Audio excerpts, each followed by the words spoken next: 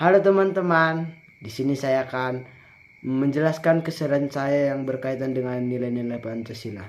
Di sini saya ditemani oleh ibu saya.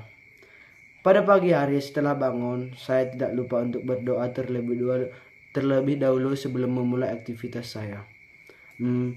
Setelah berdoa, saya pun membereskan tempat tidur saya. Dan setelah itu, saya mandi dan berpakaian seragam sekolah. Dan setelah berpakaian seragam sekolah, saya sarapan terlebih dahulu. Dan setelah itu saya pergi ke sekolah. Tidak lupa untuk berpamitan kepada kedua orang tua saya.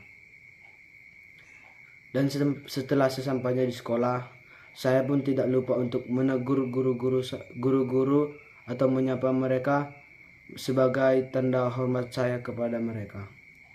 Dan sesampainya di kelas, saya selalu mendengar atau masukan-masukan ataupun pendapat teman-teman saya.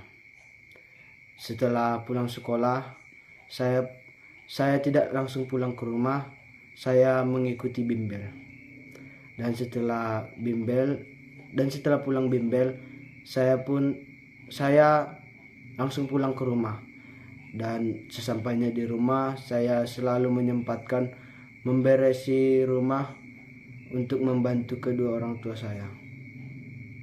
Dan pada malam harinya, saya tidak lupa untuk mengerjakan PR yang diberikan guru kepada saya. Dan itulah kegiatan saya dari hari Senin sampai Jumat. Dan pada hari Sabtunya kebetulan tidak sekolah, saya selalu membantu orang tua saya ke ladang. Dan setelah pulang dari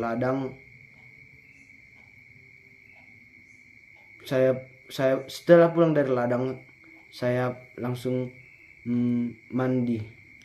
Dan pada malam harinya kebetulan saya mengikuti kegiatan nama poso GKPS untuk Partongguan.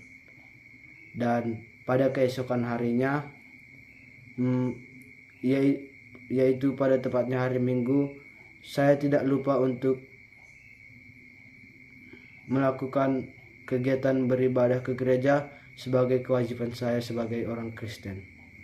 Dan itulah teman-teman keseharian saya yang berkaitan dengan nilai Pancasila pertama, kedua, dan keempat. Sekian dari saya, terima kasih. Saya berpancasila.